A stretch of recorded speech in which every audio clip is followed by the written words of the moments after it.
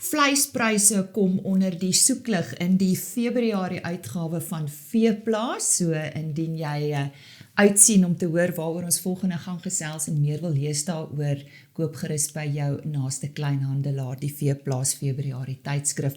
Ons praat met Dr. W.A. Lombard van die Universiteit van die Vrystaat.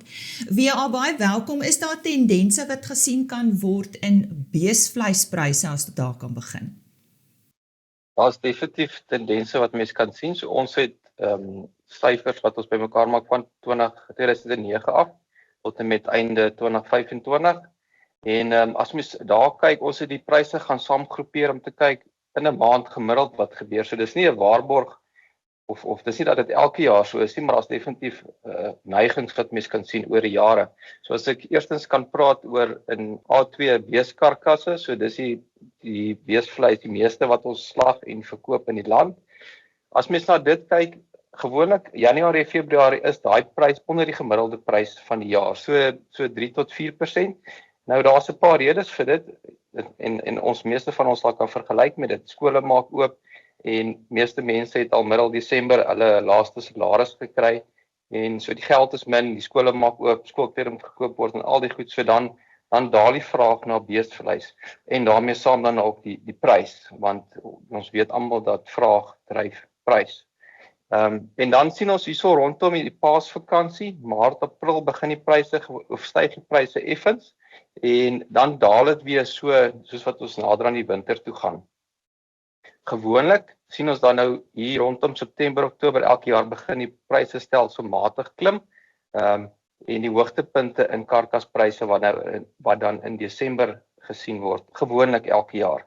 Nou as ons kyk net spesifiek laas jaar het dit baie aan die soortgelyke pryse as 2024 begin, maar ons weet met Back and Claw was die waardeketting, kan mens maar sê, omgekrap en daar was 'n paar skokke wat ervaar is en ons het gesien dat eerder as wat die pryse dan nou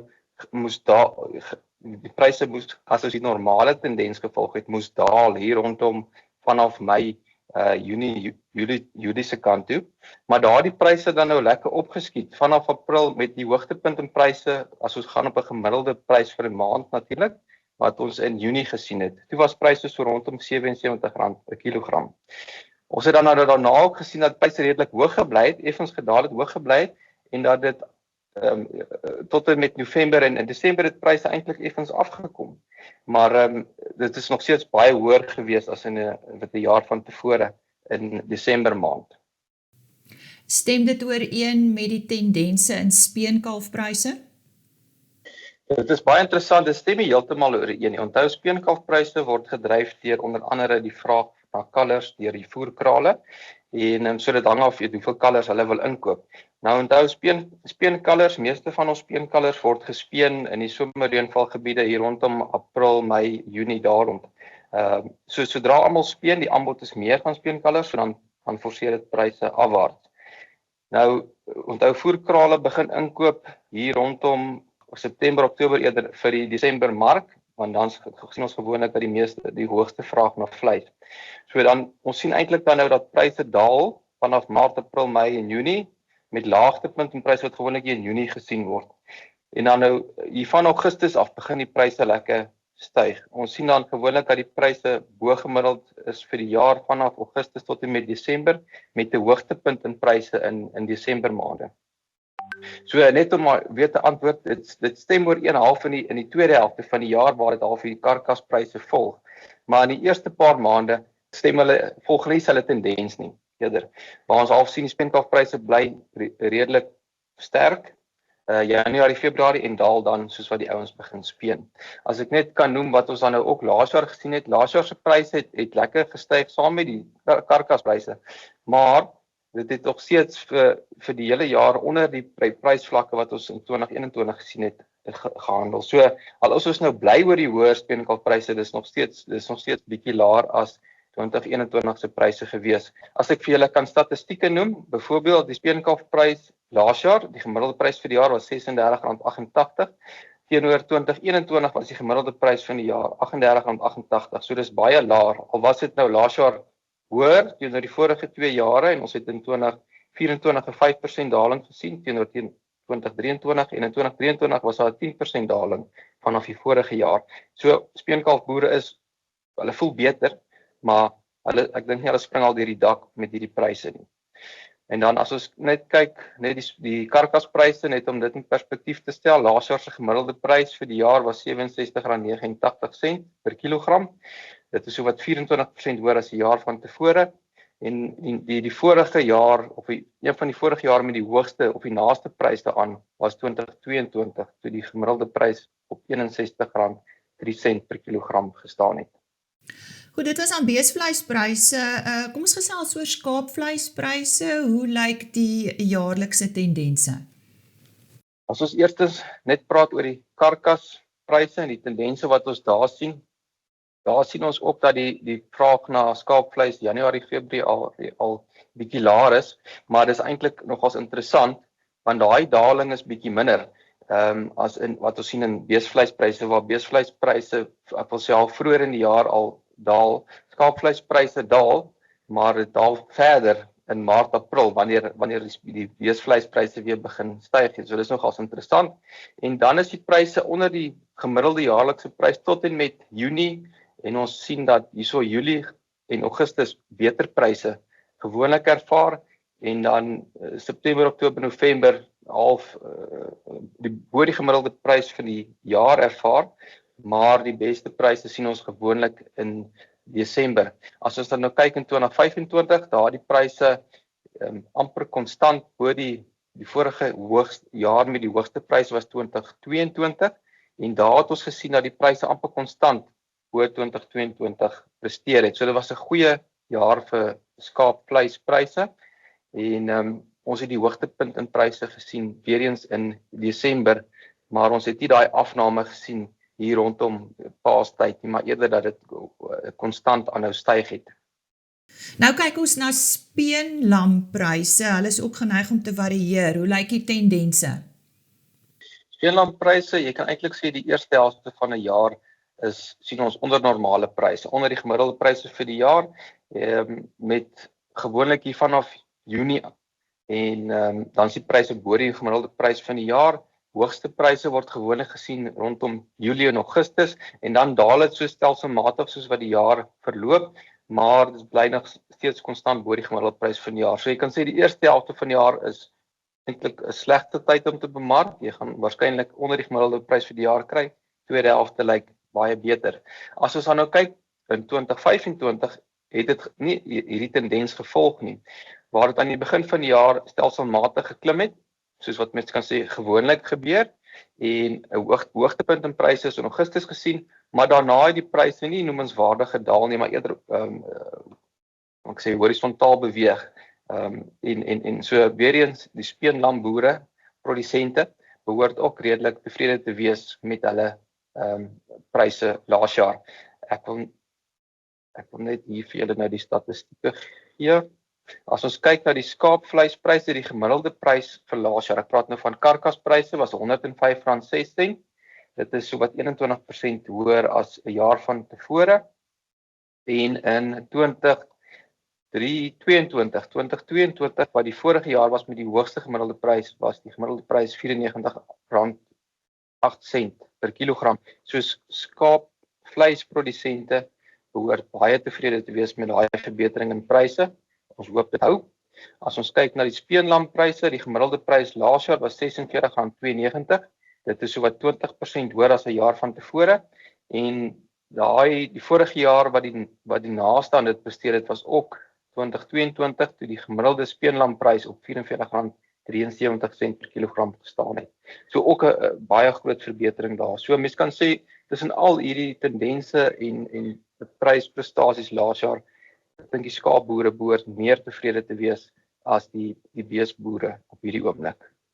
As ons teruggaan na die algemene kyk na rooi vleispryse, wat dink jy gaan hulle maak in 2026? In 2026, ek dink ons het klaar gesien dat die vraag na beesvleis het bietjie afgekoel. Ons het klaar gesien dat die pryse bietjie geval het vanaf Desember.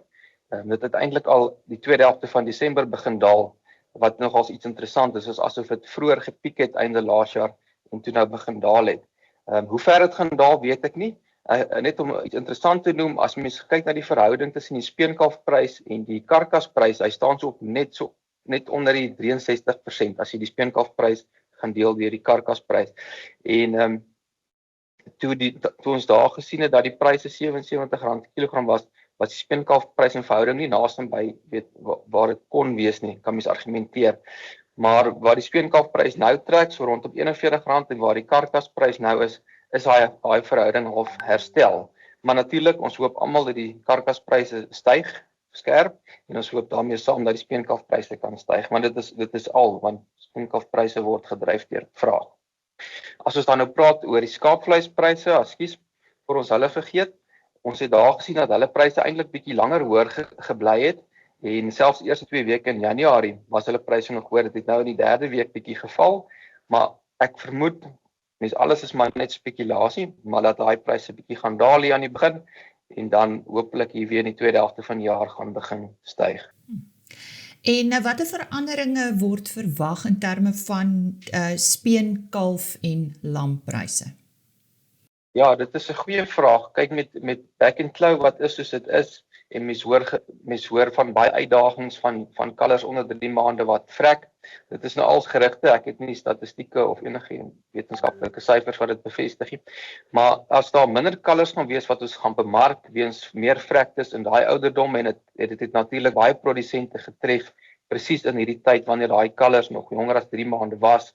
So ons gaan kyk hoe die aanbod van kalvers, ons gaan moet kyk wat die aanbod van kalvers is teen speentyd en wat die effek gaan wees op die waardeketting. Maar as daar minder kalvers is, dan gaan die pryse moet hoër wees en dit kan dalk ook lei dat die vleispryse moet styg teens laer aanbod. 'n ander ding wat ons ook moet oorweeg is die rentekoerse is ook nou verlaag en ons hoop dit sal ook dan nou meer geld in verbruikers se sakke hê. So as ons nou verby hierdie moeilike begin van die jaar is en die skole en alles is weer aan die gang, behoort verbruikers meer besteedbare inkomste hê wat hopelik op rooi vleis gespandeer kan word en dit kan ook dan nou help om karkaspryse te ondersteun en dan ook hopelik pryse reg deur die waardeketting te ondersteun. Ja, baie dankie Dr. W.A. Lombard van die Universiteit van die Vrystaat wat vandag met ons gesels het oor rooi vleispryse in 2026. En soos ek vroeër gesê het, as jy meer hieroor wil gaan lees, koop die Februarie uitgawe van Veeplaas.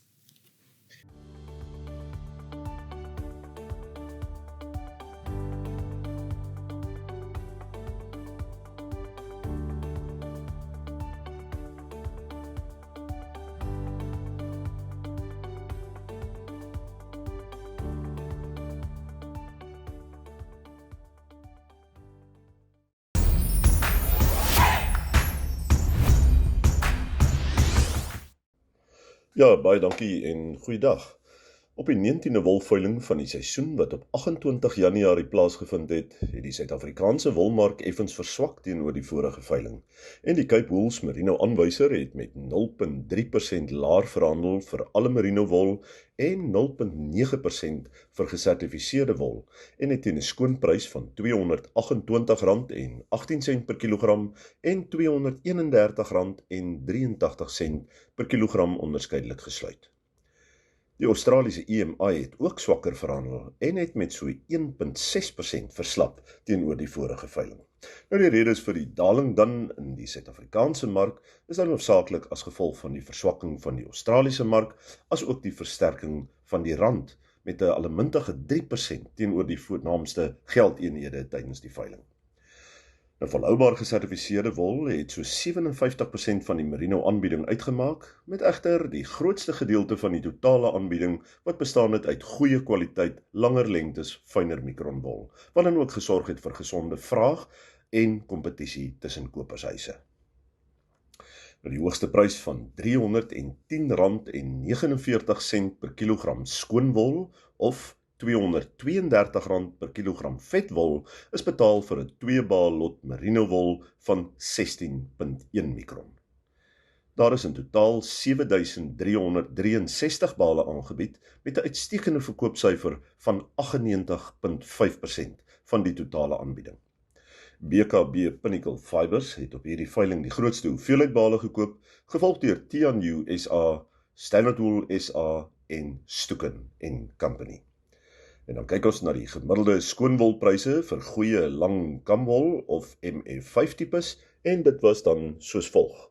Soos jy reeds weet, onderskei ons elke keer tussen nie gesertifiseer en gesertifiseerde wol. Kom ons begin by 17.5 mikron. Nie gesertifiseer, R239.18 per kilogram. Gesertifiseer, R261.84 per kilogram, met 'n premie van 9.5%.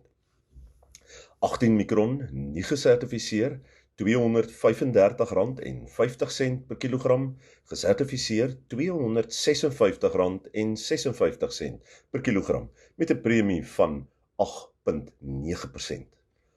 18.5 mikron, nie gesertifiseerde wol, verkoop vir R229.46 per kilogram, terwyl gesertifiseerde wol 'n prys behaal van R248.78 per kilogram, met 'n premie van 8.4%. Dan kan ons kyk na 21 mikron, nie gesertifiseer, R216.67 per kilogram, gesertifiseer R232.55 per kilogram, met 'n premie van 7.3%. En laastens loer ons na 22 mikron, nie gesertifiseerde wol, verkoop vir R204 per kilogram, terwyl gesertifiseerde wol 'n prys behaal van R224.62 per kilogram, met 'n premie van 10.1%. Soos jy dan kan opmerk, was op hierdie veiling weer premies reg oor alle mikrongroepe. Nou ja, dit is die nuus hierdie week uit die wolkringe. Die volgende wolveiling van die seisoen is dan geskeduleer vir 4 Februarie, waar sowat 7770 bale aangebied sal word. Tot dan, alles wat mooi is vir u, mooi loop.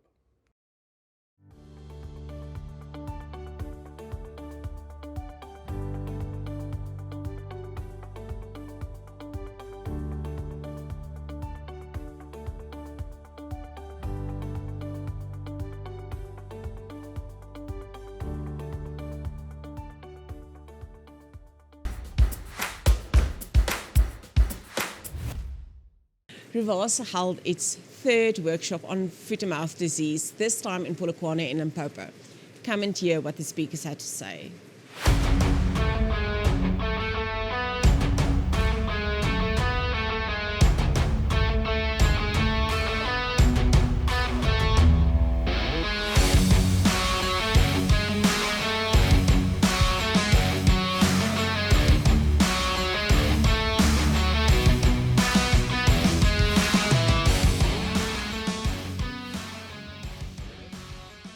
Ons is in Polokwane vandag by The Ranch. Ons het 'n baie suksesvolle Back and Close inligtingsdag gehad. Ek was hier om die wildgroep van die Suid-Afrikaanse Veterinêre Vereniging te verteenwoordig. Ons het spesifiek ons aandag op buffels gevestig. Wat belangrik is in Back and Close en buffels is, buffel is die enigste spesies in die wêreld wat Back and Close permanent dra. As 'n buffelkudde Back and Close in het, kan hy nie weer ontslaa raak van hom nie. Back and Close gaan in daai kudde bly. So mens kan eintlik nie oor Back and Close praat sonder om oor buffels te praat nie.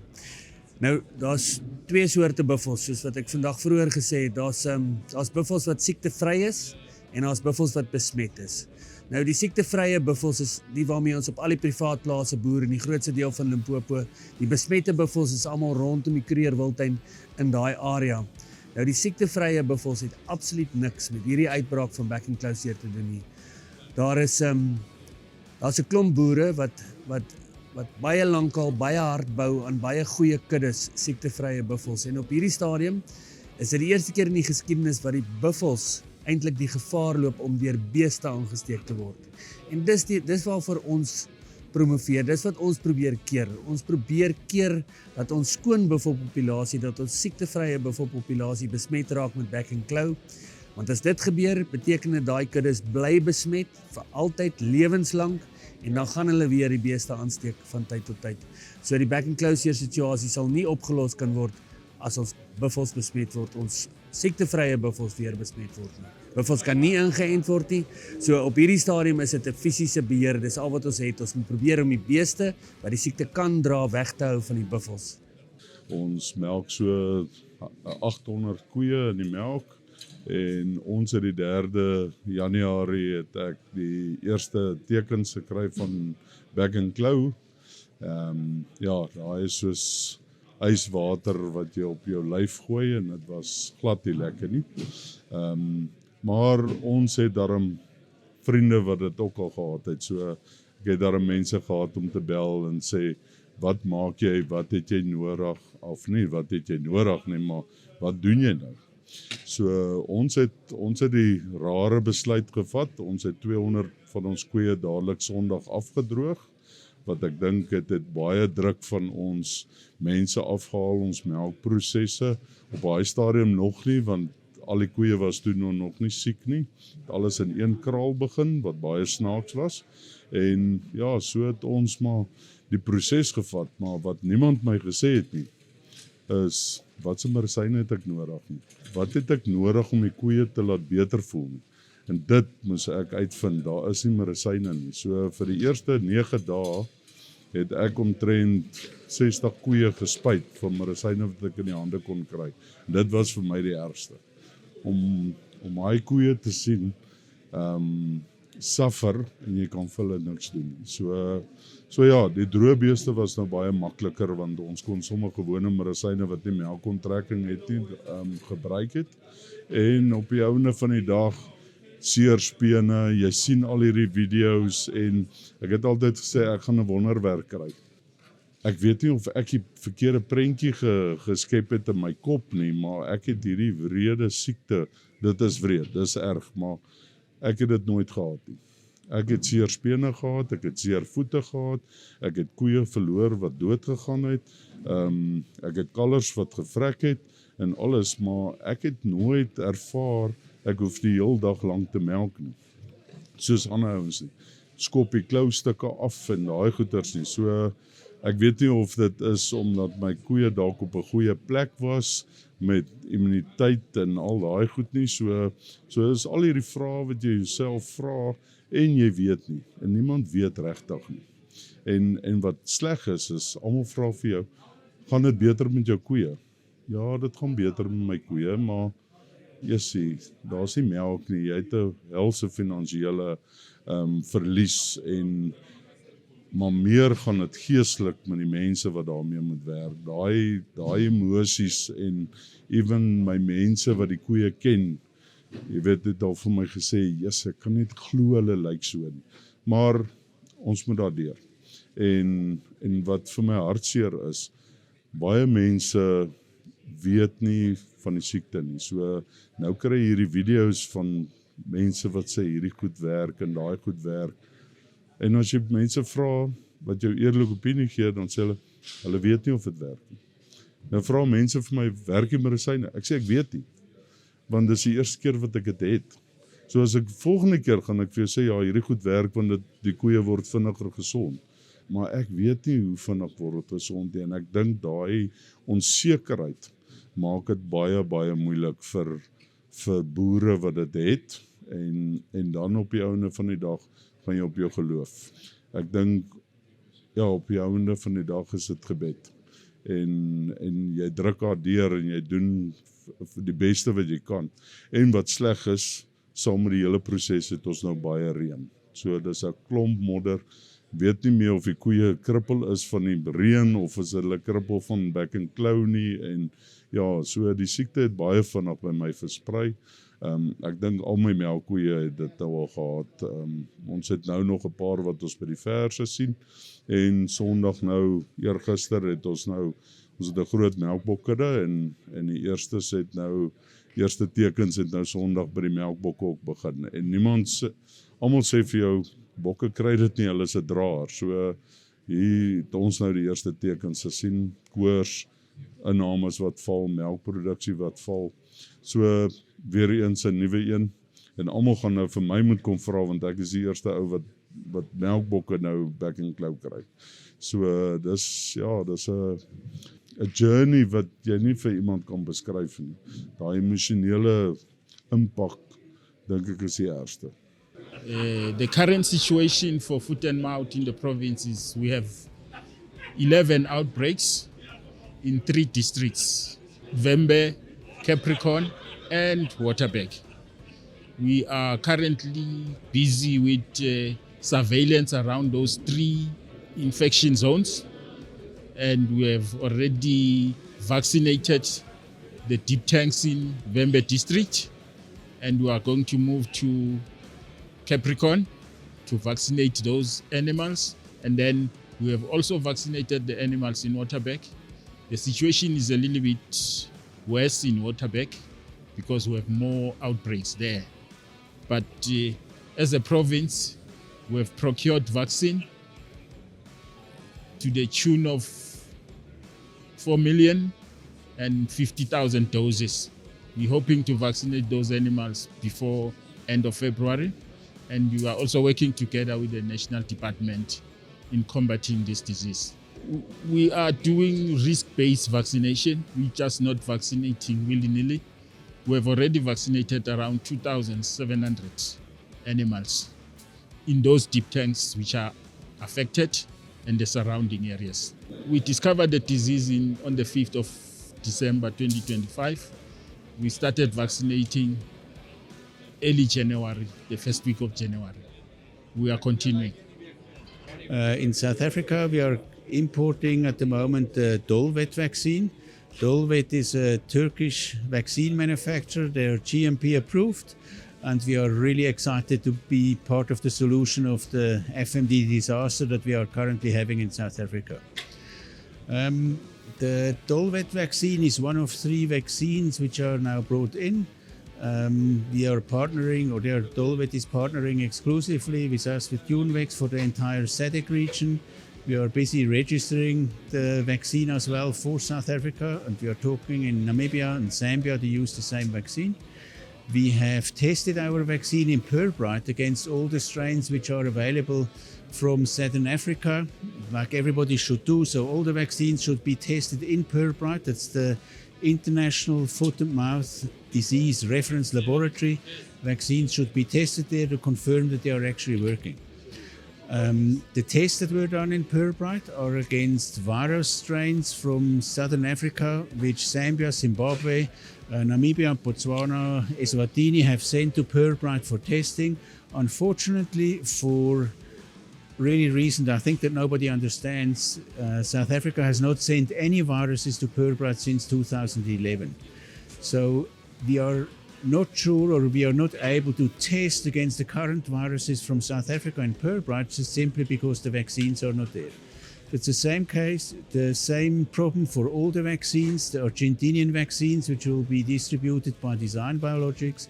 It's not tested in Pirbright.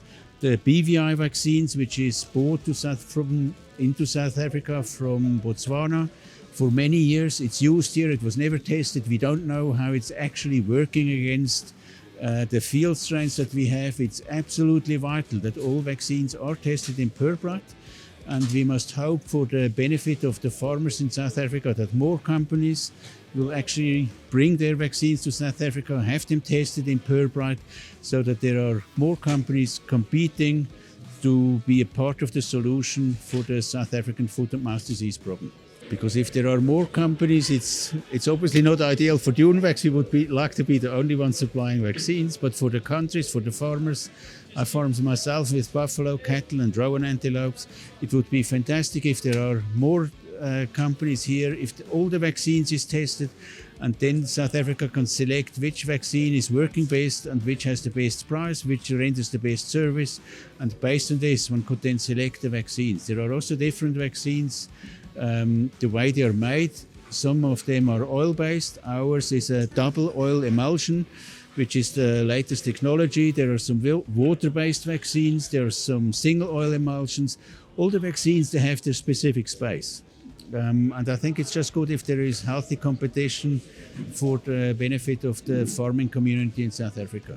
Our vaccine is, because it's a double emulsion, oil-based vaccine, you need to vaccinate once only, and the immunity lasts for 6 months, and one needs to vaccinate the cattle every 6 months. Yes, it's 45 Rand per dose of vaccine. That is from our warehouse. That's a private-owned warehouse with a private courier company sent to a state vet-approved distribution center. That's typically a veterinary practice. They must have cool room facilities, and they must have backup power so that we are sure the cold chain is maintained.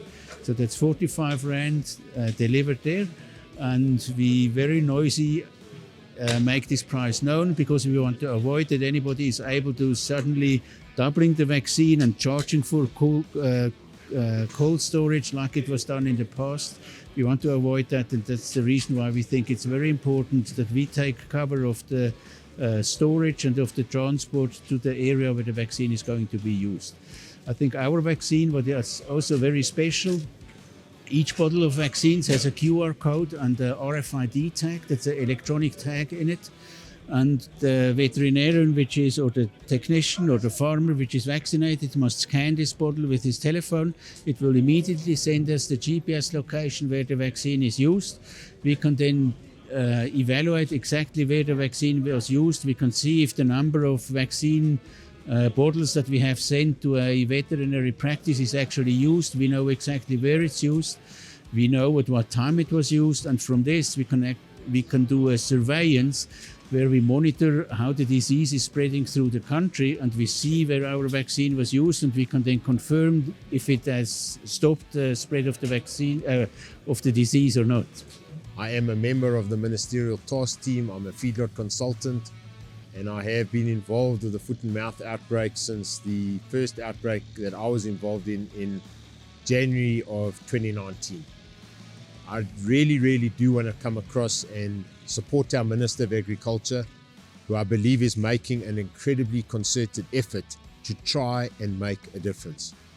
Unfortunately, we have to respect the fact that he is a politician, he's not a veterinarian, he's not a scientist, and he needs to be guided by people that include myself and other people on the Ministerial Task Team.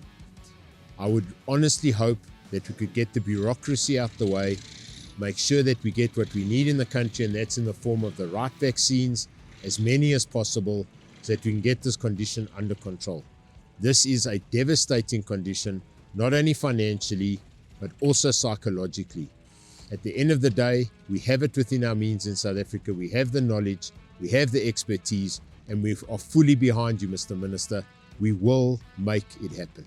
South Africa has undertaken the largest sample collection that I know in terms of FMD research under the guidance of Professor Amanda Bastos. The research was commissioned by the Minister and his colleagues at the top of the Agricultural Department. The research is going to be a game changer, not only within South Africa. It could possibly affect the way that slaughter is carried out in the rest of the world. I know that South Africa doesn't have an eradication policy, but this research, under the guidance of the professor, has been an eye-opener that people are going to be amazed at what has been achieved. And she's been an unbelievable mentor to us, an unbelievable leader, and we will stick with you, Prof, until we get you over the line. Dr. Andrei van der Vyver is die uitvoerende direkteur by die Suid-Afrikaanse Graan- en Oliesade Handelsvereniging, of soos wat ons hulle ken, SACOTA. Hy is verantwoordelik vir die bevordering van plaaslike handel en in- en uitvoere. Sy werksaamhede vereis gereelde konsultasies met regeringsverteenwoordigers en industrieorganisasies, insluitende die JSE, waarop ons vandag gaan fokus. Andrei, baie dankie vir jou tyd en baie welkom hier by ons. Goeiedag Dedere en dankie vir die geleentheid en dag aan die kykers ook. Andrei, voor ons begin praat oor die Information Regulator, hoekom is die JSE belangrik vir SACOTA en sy lede? So die JSE is die enigste nasionale mark in Suid-Afrika waar landboukommoditeite verhandel word, gekoop word. En hulle het 'n afdeling, die Commodity Derivatives Market, waar dit geskied, een van hulle 5 hoofafdelings. En al die spelers in die bedryf eintlik wat in die graanbedryf is, die boere, die stoorafbergers, die handelaars, verwerkers en so aan, neem deel aan hierdie mark.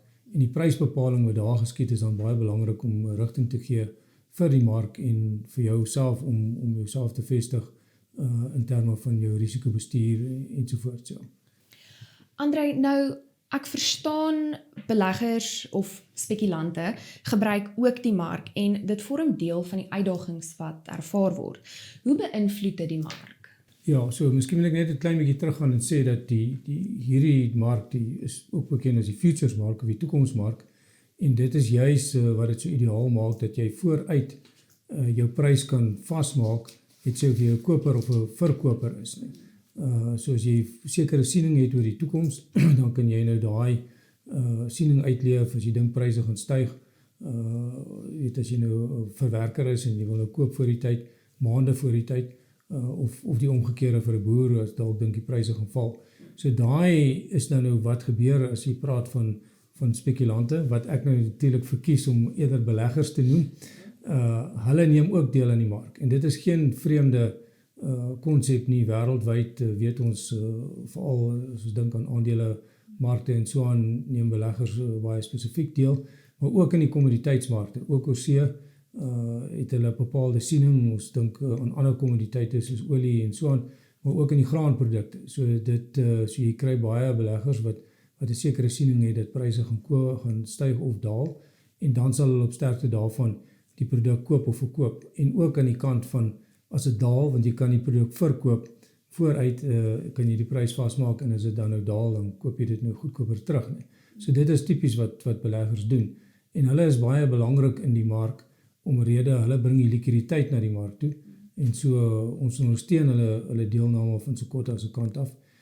Maar dit is ook so dat daar sekere kategorieë is binne hierdie mark, sekere groeperinge as ek dit so kan stel. So het jou produsente wat 'n bepaalde nut het by die mark en dan het jy nou jou handelaars soos ons wat koop en verkoop op die mark en dan het jy ook die verwerkers wat nou sal koop en so aan.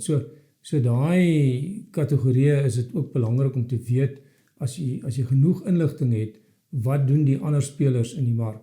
So as daar 'n bepaalde siening is, as almal wat verwerkers is besig is om te koop omdat hulle dink die prys gaan styg, dan wil jy dit eintlik graag weet dat daar 'n bepaalde siening is, dat daar miskien droogte of 'n tekort is of so iets en dat pryse moontlik kan styg. So daai inligting is vir ons belangrik en dit gee die deursigtigheid aan die mark.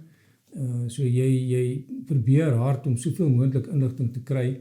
Daar's natuurlik baie ander inligting ook, maar van die JSE spesifiek self af wil ons graag hierdie inligting bekom sodat ons weet wat die verskillende kategorieë se deelname in die mark is, né? En dit help ook om die volatiliteit in die mark tot 'n sekere mate kan ek maar sê te beperk of te verhoed dat dit onnodig volatiel is en buite perke is, né?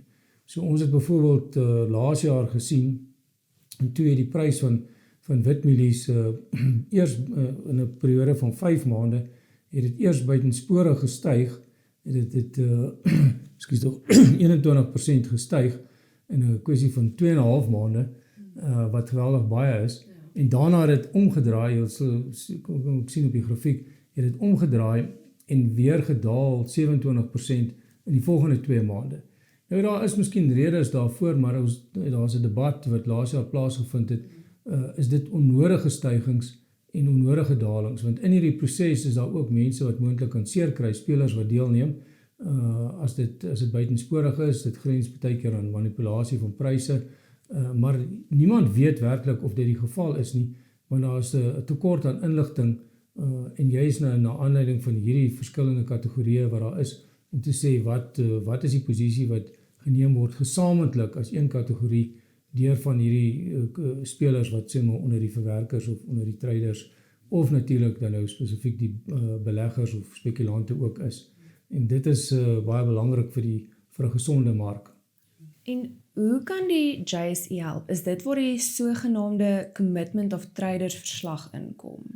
Ja, dis 'n baie belangrike verslag, want dit sê juist dan nou vir jou wat in daai verskillende kategorieë wat ek nou so na verwys, wat hulle posisie, hulle netto posisie is. Dis 'n gesamentlike, die data word gesamentlik saamgestel En nou, as ons kyk nou oorsee na die CME groep wat bekend vroeër was as die Chicago Board of Trade in Amerika, hulle is die wêreldleier as dit kom by prys en inligtingverspreiding. So en hulle neem 'n toonaangewende rol in hierdie verband. So hulle publiseer ook 'n verslag, hierdie COT report, soos ons na dit verwys. En dit gee vir jou dan 'n aanduiding van wat die posisie van verskillende kategorieë is, né?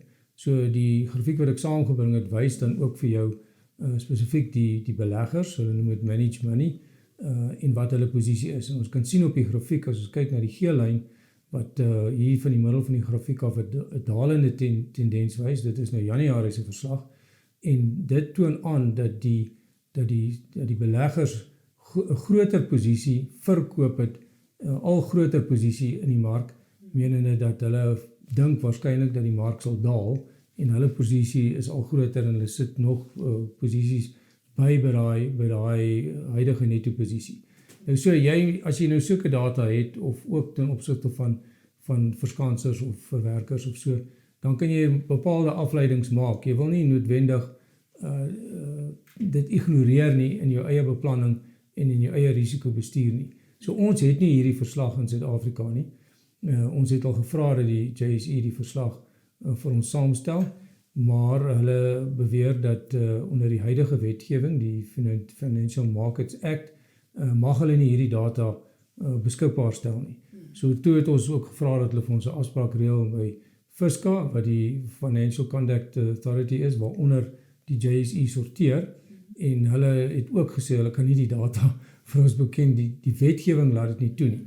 So dit het ons 'n bietjie in 'n dilemma geplaas, want dit het so half die pad gestop, maar ons probeer nou dit verder vat om seker te maak dat daar wel moontlikhede is, en dit is dan nou waar hierdie kennisgewing of bevel van die Information Regulator tot stand kom, wat so belangrik is. Na hierdie agtergrond wat jy nou vir ons gegee het, nou kom ons uiteindelik by die bevindinge van die Information Regulator. Waar pas sy in en wat is die implikasies hiervan? Ja, so wat ons almal baie bekend mee is die POPIA, die Protection of Private and Personal Information Act. Die Information Regulator, sy is verantwoordelik vir die toepassing van en die implementering van die POPIA wetgewing, maar die PAIA wat die Promotion of Personal Access to Personal Information is 'n tweede stel wetgewing wat al kom van die jaar 2000 af. Sy is ook verantwoordelik daarvoor. So dit beteken dat onder daai wetgewing dat as jy inligting benodig en dit is in publieke belang, dan kan jy vra by 'n spesifieke instansie dat hulle vir jou daai inligting beskikbaar stel. So jy kan nie net eenvoudig wegkruip onder bestaande wetgewing nie. So toe was daar 'n saak aanhange gemaak deur Ingangla Ventures wat eintlik 'n aandele transaksie was wat sekere van die aandele en die verkope van hulle aandele met gekombineer met die pryse het baie snaakse uitkoms gehad, en hulle het vermoed dat daar sekere inligting wat weggesteek word, selfs manipulasie van pryse en so aan. So hulle kon vir die JSE gevra om hierdie inligting aan hulle beskikbaar te stel. Hulle het geweier, gesê hulle mag dit nie doen nie, en toe is hulle na die Information Regulator toe. En hulle het toe 'n saak daaraan hange gemaak, en hulle het dit ondersoek, en toe het hulle met die bevinding gekom, wat hulle nou gepubliseer het op die 5de Januarie, toe ons almal op vakansie was, en die het gesê, die het gesê dat die JSE moet daai inligting vir hierdie Ingangla Ventures verskaf, en dat dit nie te konfidensieel is en dat dit nie beskerm kan word onder die Financial Markets Act nie. So ek moet dadelik sê dat die JSE is nie saamgestem met die bevindinge nie. Hulle het nou gesê hulle gaan hof toe gaan vir die tersydestelling van hierdie bepaalde beslissing van die Information Regulator. Maar nou kan jy net dink, as ons net aanbeweeg en waar ons is in terme van die landboukommuniteite, so ons benodig ook inligting van die JSE.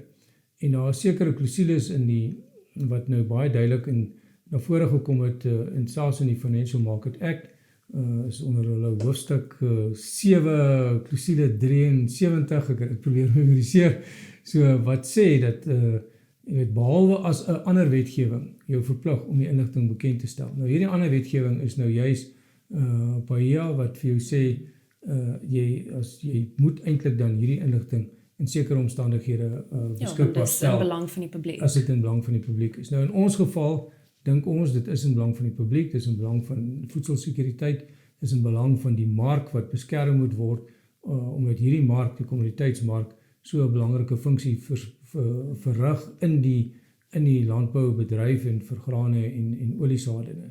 So ek het self navraag gedoen by die JSE. Hulle het gesê nee, die twee hou geen verband met mekaar nie, dit was hulle antwoord. So nou moet ons maar ongelukkig wag om te sien wat gebeur as die JSE dit na die hof toe vat vir tersydestelling. Wie dan nou reg sal wees, die information regulator of hulle wat dan nou vra vir 'n tersydestelling. Maar intussen dink ons daar is die deur oopgemaak en ons moet miskien nou maar net bietjie geduldig wees en te kyk. Daar is ook ander maniere hoe ons wel inligting kan bekom.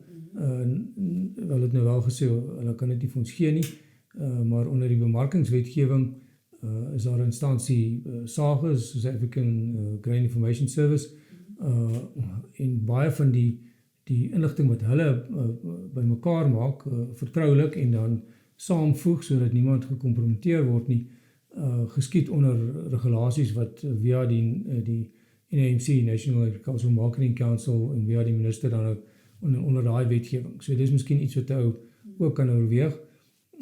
Fiska het ook gesê hulle sorteer onder die nasionale tesourie en ons kan ook na die nasionale tesourie self gaan om te hoor of hulle nie ons tegemoet wil kom nie. En natuurlik kan jy na die minister van landbou toe gaan onder die gedagte van voedselsekuriteit en dat jy in sekere omstandighede daai inligting nodig het om jou voedselsekuriteit in 'n land soos Suid-Afrika te beskerm. So daar is ander moontlikhede, maar vir die oomblik fokus ons nou op hierdie belangrike kennisgewing en ons stel baie belang om te sien wat die uitkoms daarvan is. Het jy enige tydlyn van wanneer jy 'n antwoord gaan hê? Nee, blykbaar die PAIA ongelukkig maak voorsiening dat hulle 6 maande tyd om hierdie aansoek by die hof in te dien. So ons sal maar moet, hopelik sal nie al 6 maande gebruik nie, maar ons sal maar moet sien. Dit is ongelukkig nie 'n ding wat vinnig skiet nie. Maar ons moet in gedagte hou, dit kom al 'n hele paar jaar, die aansoek of die versoek by die JSE vir hierdie CAT-rapport. Ons het seker 4-5 jaar gelede al begin, so dit is maar 'n baie stadige proses. Ja, so ons sal moet geduldig wees. Ons hou neem vas. Baie dankie vir jou tyd, Andrei. Dankie. Dit was dan Dr. Andrei van der Vyver van Sakota, maar maak seker jy hou Plaas TV dop want ons gaan weer met hom gesels sodra daar enige verdere nuus oor hierdie saak is.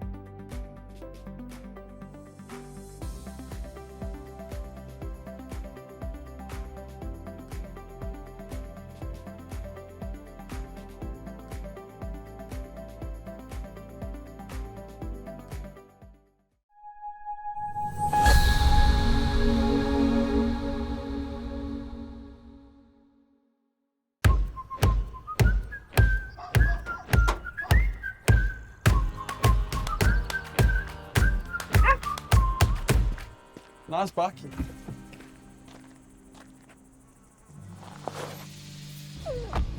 It's not a bakkie. It's a Hilux.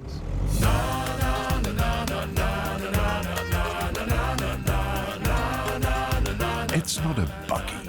It's the new Hilux Legend 55.